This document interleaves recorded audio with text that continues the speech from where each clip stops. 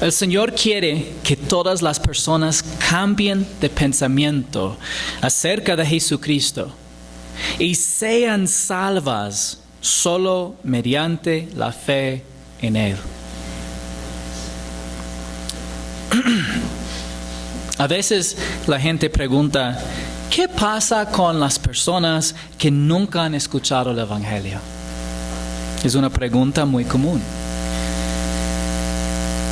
Y la respuesta a esta pregunta es, si hubieran oído el Evangelio, no habrían creído. Por ciertos pasajes de las Escrituras, sabemos que Dios llevará el Evangelio a las personas que creerán. Tenemos un ejemplo perfecto en el pueblo de Nínive. El Señor envió a un profeta desde una tierra lejana para visitar esa antigua ciudad y compartir un mensaje de juicio para mover los corazones del pueblo a confiar en Él, el único Dios verdadero. Asimismo, podemos estar seguros de que en cualquier lugar donde alguien responda a la revelación de la existencia de Dios en su conciencia y en la creación, le enviará el Evangelio para que llegue a la fe en Cristo. Estamos estudiando la vida del profeta Jonás y repasemos brevemente lo que hemos visto hasta ahora. El Señor ordenó a Jonás que se levantara y fuera a Nínive y clamara contra la ciudad. Jonás fue en dirección opuesta. En vez de ir a Nínive, se fue en dirección opuesta y subió un barco destinado a rumbo a Tarsis. Cuando el Señor envió una tormenta sobre el mar, Jonás mostró desprecio por el bien de los demás y durmió, lo que también reflejó una actitud de la seguridad propia. El Señor obró para bien la desobediencia de Jonás, de modo que testificó a los marineros acerca del único Dios verdadero de Israel. Y Jonás se negó a orar al Señor a pesar de poner en riesgo la vida de los marineros.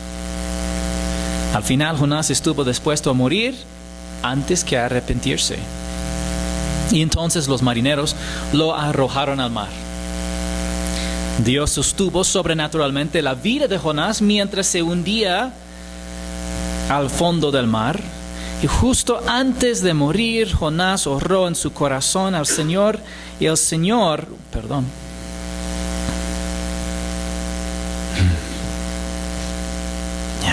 Justo antes de morir, Jonás oró en su corazón al Señor y el Señor designó un gran pez para que se lo tragara y lo rescatara de la muerte.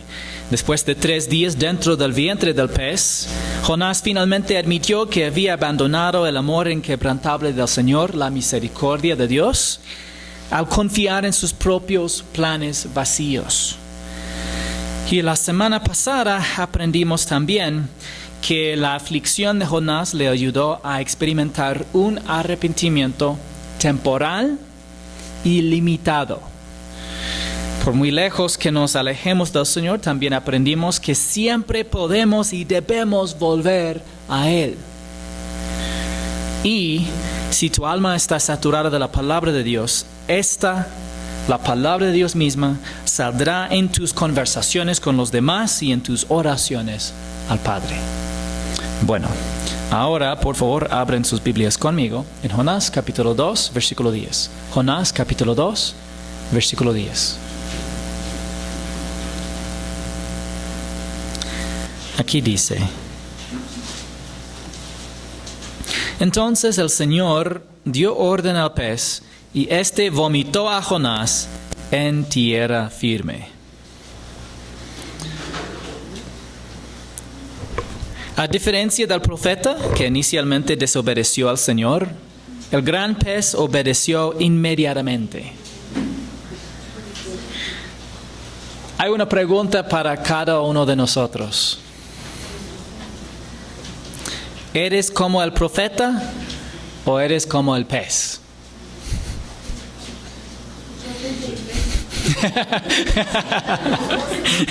Las dos cosas, profeta y pez. Así somos, ¿no es cierto? Medio profeta y medio pez. El intelecto, las emociones, la autoconciencia y la voluntad son parte de haber sido creados a imagen de Dios. Como tenemos la capacidad de elegir, debemos elegir a favor, podemos elegir a favor o en contra de la voluntad de Dios. Los peces no fueron creados a imagen de Dios. No poseen ni personalidad ni libre albedrío. Toman decisiones, pero sin el intelecto personal que tienen los humanos. Hay una distinción en el nivel de la creación de los peces y de los hombres. Como resultado, cuando el Señor les dice que hagan algo, lo hacen de forma instintiva e inmediata. Estoy tratando de explicar la diferencia. ¿Por qué los animales les responden a Dios tal como Él dice? Y porque los humanos solemos muchas veces, a veces escuchar y a veces no escuchar. A veces responder y a veces no responder. Y por parte simplemente porque nosotros sí tenemos un libre albedrío que es distinto de todas las demás criaturas en la creación de la tierra. Pero Dios quiere que hagamos por voluntad lo que los animales hacen por instinto: obedecerle. ¿Qué le dijo el Señor a Jonás que hiciera esta vez? Jonás 3, 1 y 2. La palabra del Señor vino por segunda vez a Jonás. Levántate, ve a Nínive, la gran ciudad, y proclama en ella el mensaje que yo te diré. ¿Cambió la opinión del Señor? No, no es cierto. El Señor le dio a Jonás la misma misión.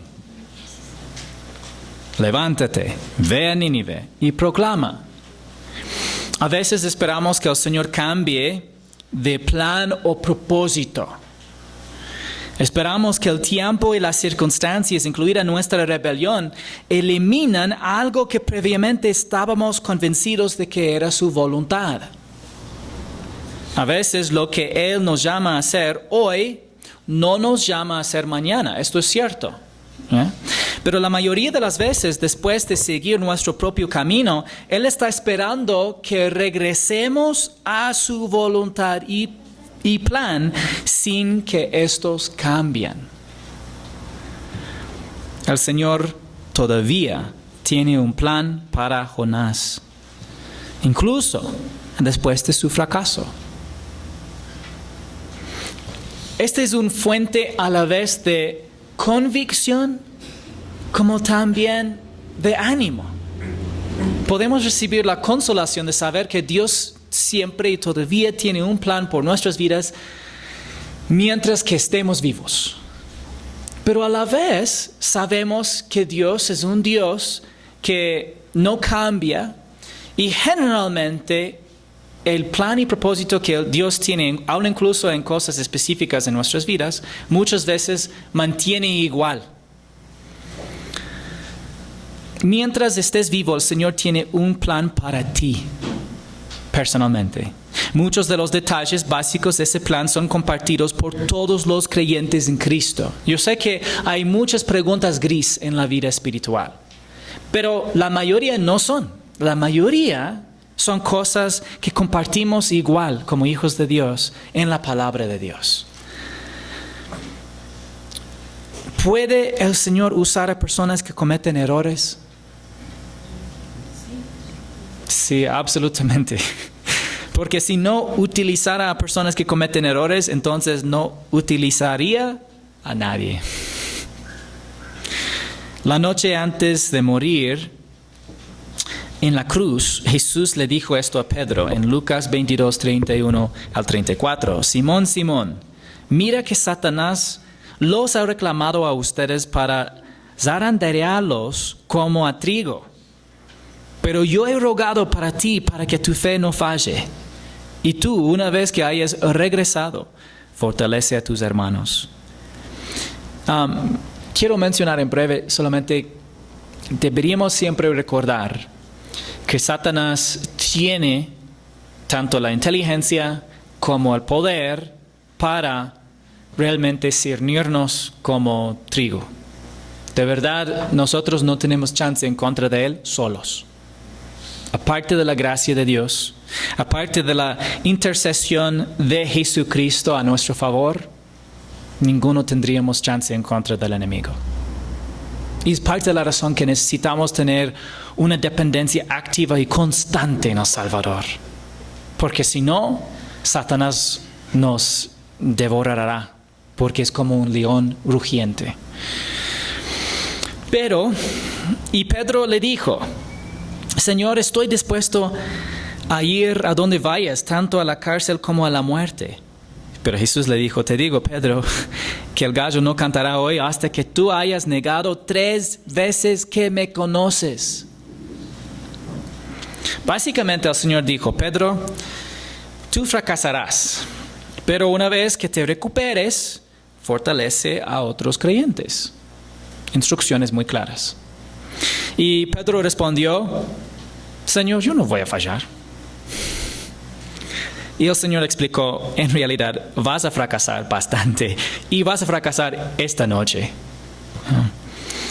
Pedro falló exactamente como el Señor lo predijo, y el Señor todavía lo usó para fortalecer a otros creyentes después de que se recuperó espiritualmente. ¿Qué pasa cuando fallamos? Bueno, cuando nosotros fallamos, perdemos comunión con Dios. Quiero recordarles siempre, y ahora muchos de ustedes tienen ese diagrama en la casa, porque les di hace una semana. Sí. Entonces, guarde esa hoja, ¿ya? Y les voy a dar en algún momento en el futuro para los que no estuvieron.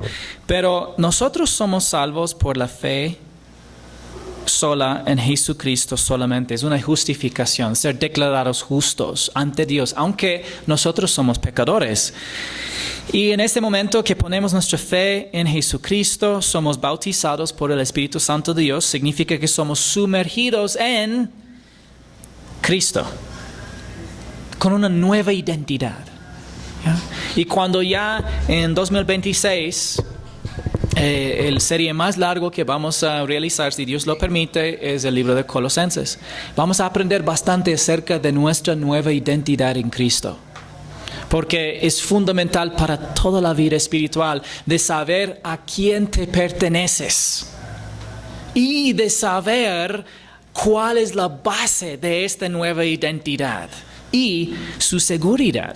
Pero sí, estamos en la familia de Dios, somos hijos de Dios, y según la palabra nunca podemos ser separados de la familia de Dios, pero de comunión sí.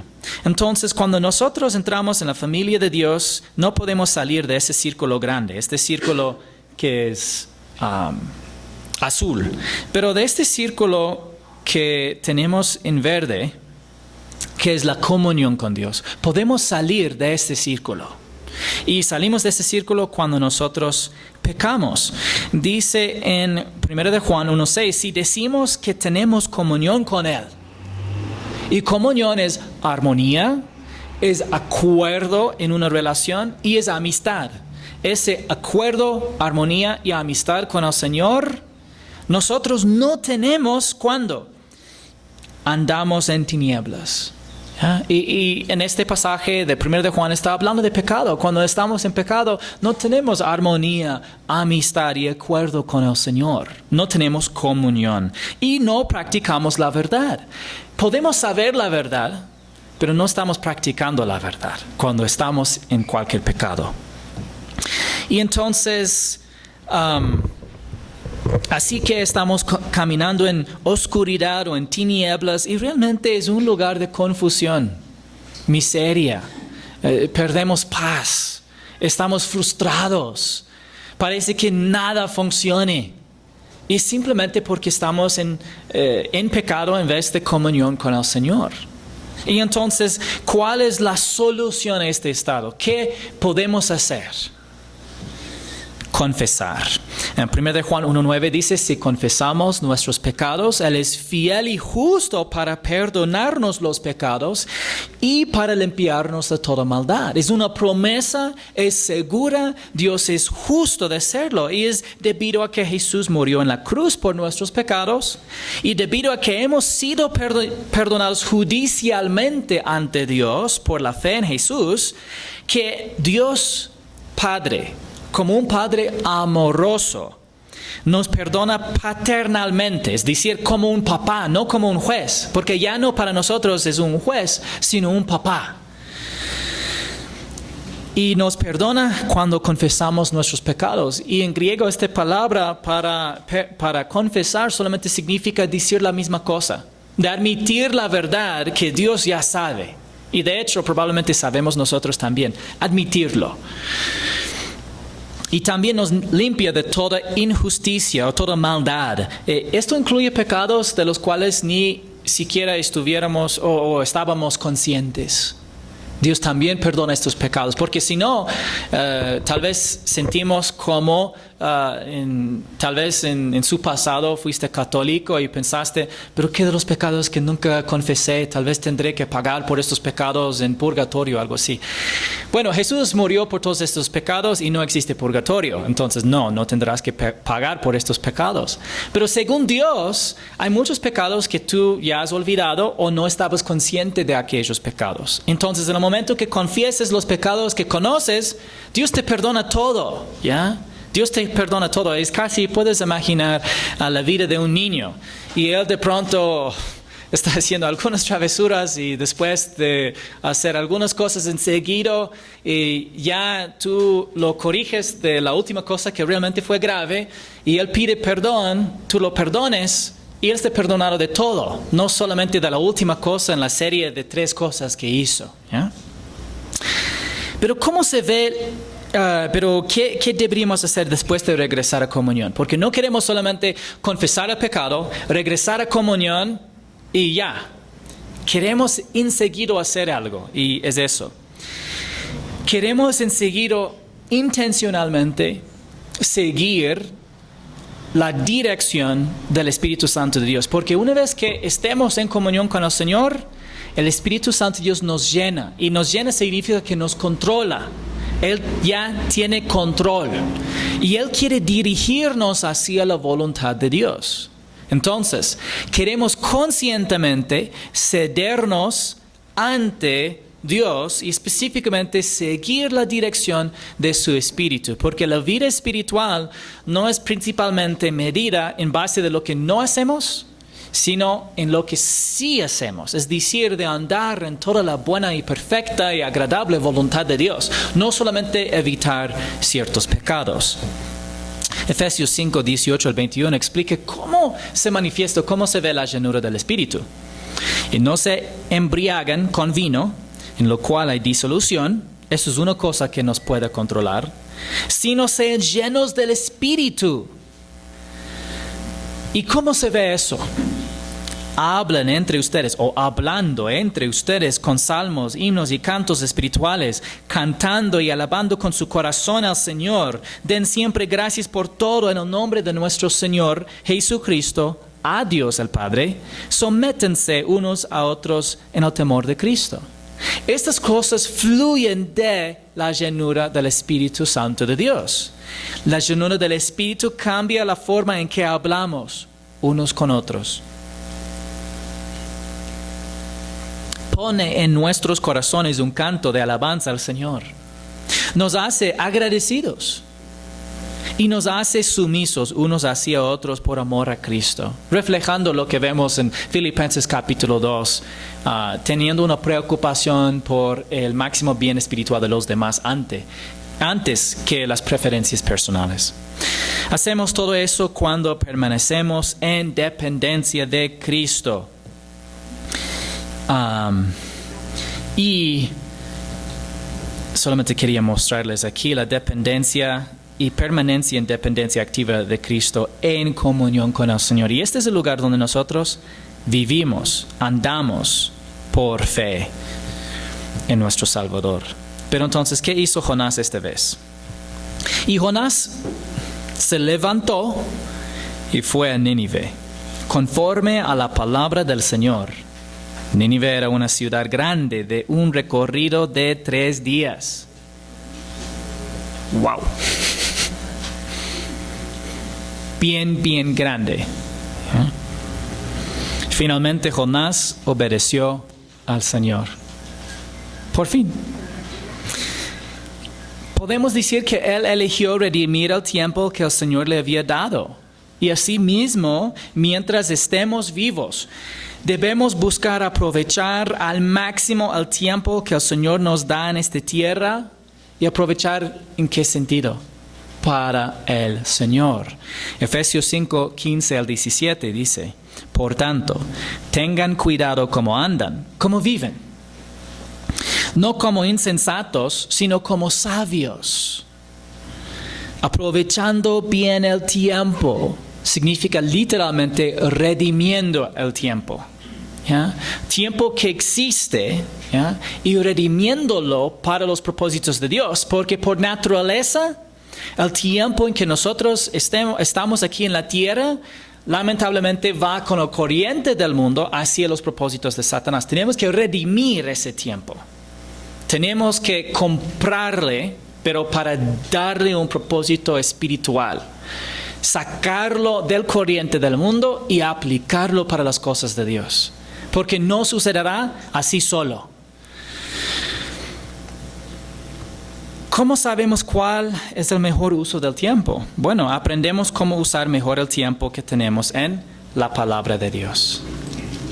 El Señor había confiado a Israel la responsabilidad de enseñar a otras naciones acerca del único Dios verdadero de Israel.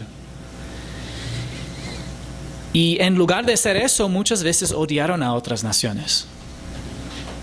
Cuando al profeta se le dio la misión de compartir el evangelio, bueno, en este caso no el evangelio, pero sí un mensaje de Dios, con Nínive, se negó a hacer algo que armonizara con la palabra escrita de Dios y en su caso con la palabra directa y hablada de Dios. Es decir, él ya sabía cuál acción armonizaría con la voluntad de Dios, pero originalmente negó hacerlo.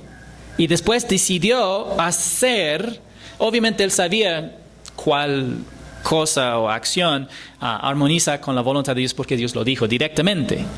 Pero sin embargo ya tenía las escrituras como guía para saber lo mismo, porque Dios dijo ya desde hace mucho tiempo que Israel tuvo el propósito de enseñar a las otras naciones acerca del único verdadero Dios.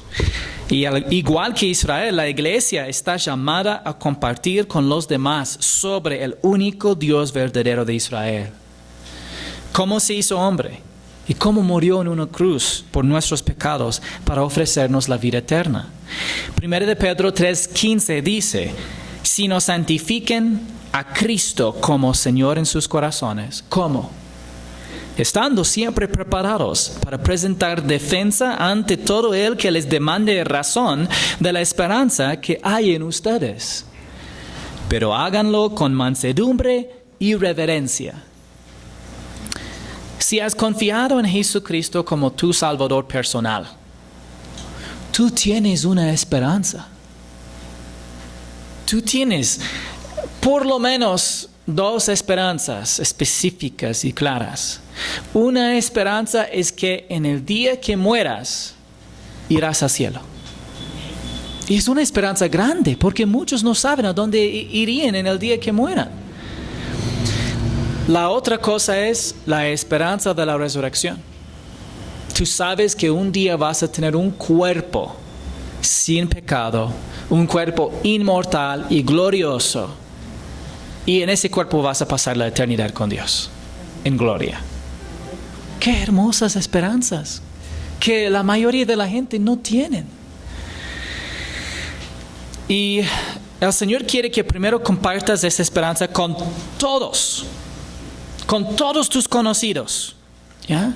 Y luego que siempre estés listo y dispuesto a dar una explicación razonada de esa esperanza a las personas que quieren saber más. No todos quieren saber más, pero por lo menos todos deberían saber que tú tienes esa esperanza. Prácticamente podemos decir que todo creyente debería testificar un evangelio básico y corto a todos.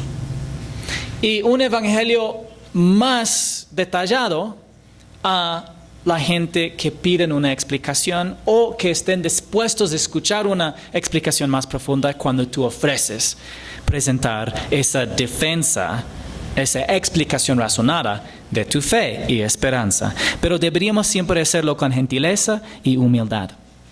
Siempre con gentileza y humildad, con nuestros compañeros de trabajo, vecinos, empleados, trabajadores, jefes, compañeros de estudios, maestros y familiares.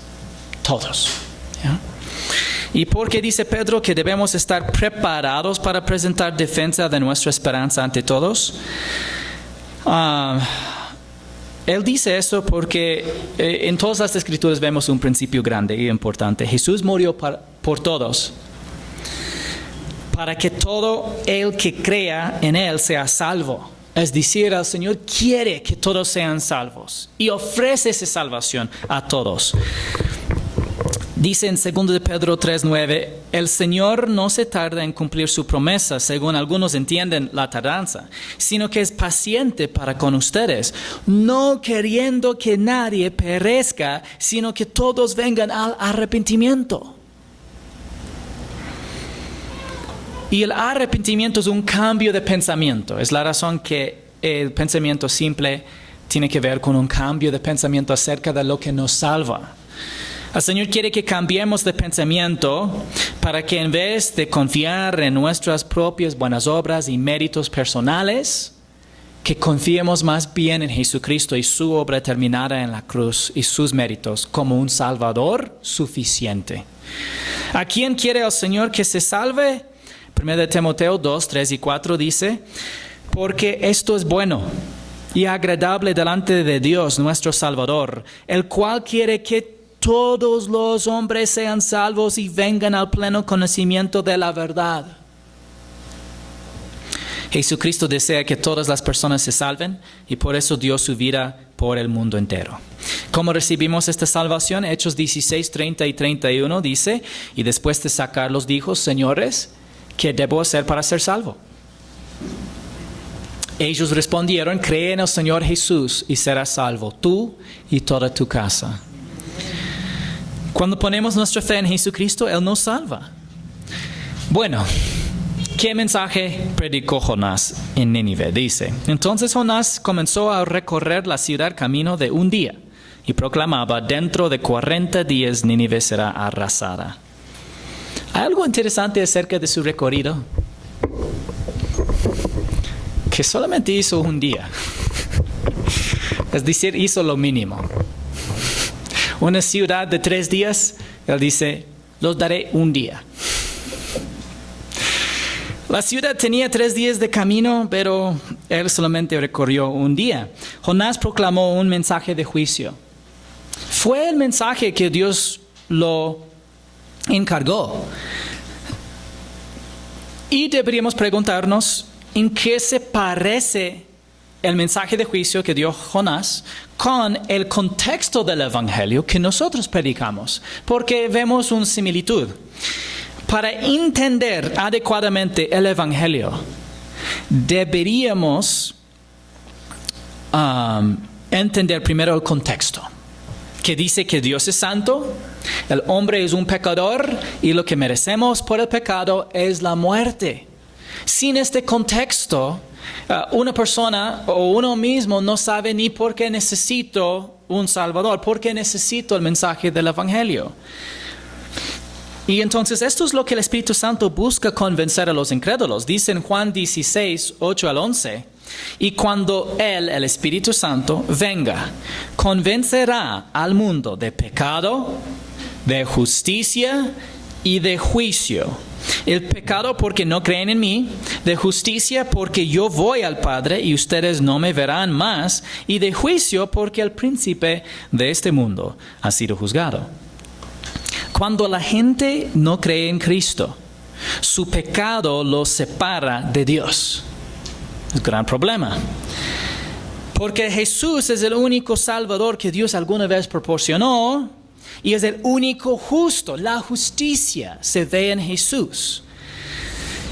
Y esto fue autentificado a través de su resurrección y ascensión. Se fue al Padre. También es un gran problema ser separado de Dios porque los incrédulos comparten el juicio del príncipe de ese mundo, que es Satanás. Entonces vemos algo, que el Espíritu Santo de Dios ocupa las malas noticias del contexto del Evangelio para convencer al pecador que necesita un Salvador, que necesita misericordia y gracia de Dios. Porque la ciudad de Nínive sería destruida en 40 días, el Señor le dio tiempo al pueblo de Nínive para cambiar de opinión y confiar en Él. Les dio tiempo. Y realmente cada pecador en el mundo tiene tiempo hasta el día que muera para cambiar de pensamiento acerca de lo que realmente salva, para poner su fe únicamente en Jesucristo. ¿Y qué mensaje se supone que deberíamos predicar a la gente? El mensaje de la cruz. 1 Corintios 2, 1 y 2 dice: por eso cuando fui a ustedes, el apóstol Pablo hablando a los corintios, hermanos, proclamándoles el testimonio de Dios, no fue con superioridad de palabra o de sabiduría, porque nada me propuse saber entre ustedes excepto a Jesucristo y este crucificado. La persona y obra de Jesús es lo que Él predicó. 2 de Corintios 4, 5 y 6, porque no nos predicamos a nosotros mismos, sino a Cristo Jesús como Señor y a nosotros como siervos de ustedes por amor de Jesús. Pues Dios que dijo de las tinieblas resplandecerá la luz, es Él que ha resplandecido en nuestros corazones para iluminación del conocimiento de la gloria de Dios en el rostro de Cristo. Pero el punto es que Él predicaba a Cristo Jesús. ¿Qué no predicamos? Nosotros mismos. La única cosa que nosotros añadimos al mensaje del Evangelio es nuestro pecado. ¿Ya? Ahora, sí, por supuesto, tú vas a compartir tu esperanza, decir que tú sabes que tú has sido salvado. ¿Ya? Pero realmente el mensaje del Evangelio, por ejemplo, no son los cambios en tu vida. Y esto sí es importante, porque los cambios en tu vida, ¿qué es eso? Es un testimonio que prepara a tus vecinos y tus conocidos para hacerte caso cuando tú compartes el Evangelio, sí. O tal vez para incluso preguntar por qué vives de una manera diferente. Pero el cambio de tu vida no es el Evangelio. Y es una distinción muy importante. Porque de decirles, Dios me cambió, no puede salvar a nadie. De decir, Jesús murió en la cruz por nuestros pecados, sí puede salvar a la gente. Es importante que nosotros sabemos la diferencia. Pero es la verdad, hermanos, que si tú te pareces lo mismo como todos, entonces no es muy probable que te van a hacer caso cuando tú trates de compartir el mensaje del Evangelio, ¿ya? Pero tu vida no es el Evangelio. La vida, la muerte y resurrección de Jesús, ese es el Evangelio. Dice en 2 Corintios 5, 20 y 21, por tanto, somos embajadores de Cristo, como si Dios rogara por medio de nosotros. En nombre de Cristo les rogamos, reconcíliense con Dios. Al que no conoció pecado, lo hizo pecado por nosotros, para que fuéramos hechos justicia de Dios en Él. Solamente para apuntar una cosa, aquí rogamos, todavía con humildad y mansedumbre, pero rogamos. Porque es un tema de vida y muerte eterna. Entonces, a esto, Jesús recibiendo nuestro pecado y nosotros recibiendo su justicia, se llama el gran intercambio. El gran intercambio. Jesucristo recibió todos nuestros pecados en la cruz. Es lo que nosotros compartimos, es nuestra parte del mensaje del Evangelio, nuestro pecado. Y Jesús ofrece a nosotros su justicia, que recibimos mediante la fe. Mediante la fe en Él. No mediante la fe en sí mismo, sino mediante la fe en Jesucristo. La suficiencia de su obra terminada en la cruz. Suficiencia significa de que lo que Él hizo fue suficiente, fue basta, fue lo necesario para salvarnos. Pero fue todo lo que nos pudo salvar. No hay nada que podemos agregar a su obra terminada en la cruz. Solamente podemos decidir en qué confiar. Romanos 5:1 dice, por tanto, habiendo sido justificados por la fe. ¿Cómo somos justificados? Por la fe en Jesucristo. Tenemos paz para con Dios por medio de Él, de nuestro Señor Jesucristo. Gloria a Dios. De la misma manera, somos embajadores enviados a este mundo con el mensaje del Evangelio que predica la persona, muerte, sepultura y resurrección de Jesucristo. Embajadores. El embajador representa a su país de origen y ahora nuestro país de origen es el cielo. El embajador no representa a sí mismo, sino al soberano de su país de origen. En este caso estamos hablando de Jesucristo. Representamos a Él en ese mundo. ¿Y cómo respondió el pueblo de Nínive? Entonces los habitantes de Nínive creyeron en Dios. ¡Wow! Hermanos, es necesario leer todo el Antiguo Testamento para ver qué tan grande es ese hecho. Leyendo en el Antiguo Testamento y llegas a un pueblo malvado, pagano, que en general no sabe nada de Dios. Y son los peores enemigos de Israel. Y eso es el capital del imperio más grande y fuerte en el mundo y los más grandes enemigos de Israel. Y llega un israelita para predicarles no el evangelio, pero sí un mensaje de juicio, y después de decirles, todos van a morir. Humanamente, ¿qué esperaríamos? Tú vas a morir. Un hombre caminando una ciudad de 3 días, aunque él solamente caminó un día. Pero el pueblo creyó en Dios, es decir, de que de alguna manera, y nosotros no sabemos, pero sus corazones fueron ya preparados para recibir ese mensaje. Había algún precedente espiritual, algo ya incluso también en su conocimiento de todo el mundo, algo no cuadraba. Y ellos de alguna manera fueron preparados para recibir este mensaje. Llega el profeta y les dice un mensaje de su Dios.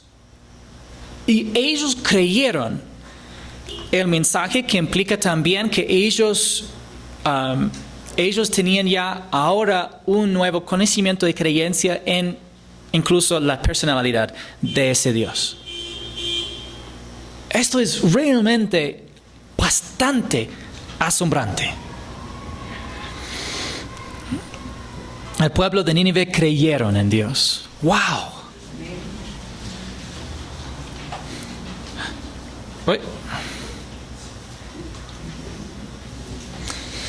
¿Qué les pasó a las personas en el Antiguo Testamento cuando pusieron su fe en el único Dios verdadero de Israel? Leemos en Génesis 15:6, el libro fundamental de la Biblia. Hablando de Abraham. Y Abraham creyó en el Señor. Igual Dios dio una promesa. Abraham creyó lo que dijo el Señor y él, Dios, se lo reconoció a Abraham por justicia. Es decir, Dios dijo a Abraham, tú eres un pecador. Y vemos bastante evidencia de eso si leemos la historia y la vida de Abraham. ¿Ya?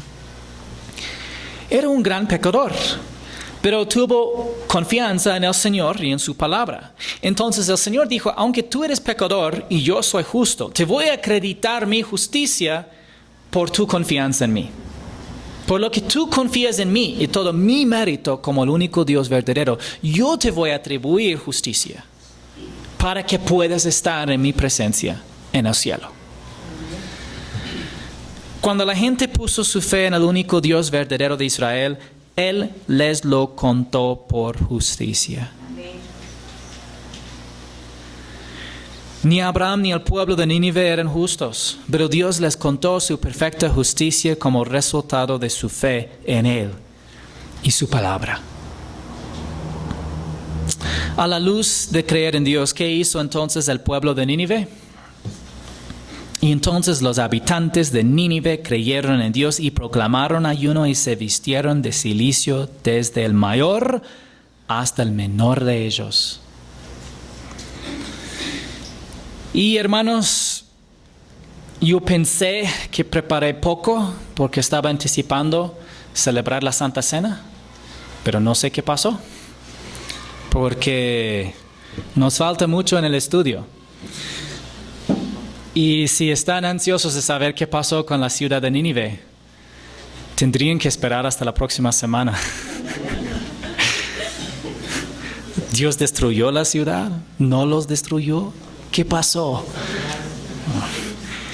Lo veremos la próxima semana.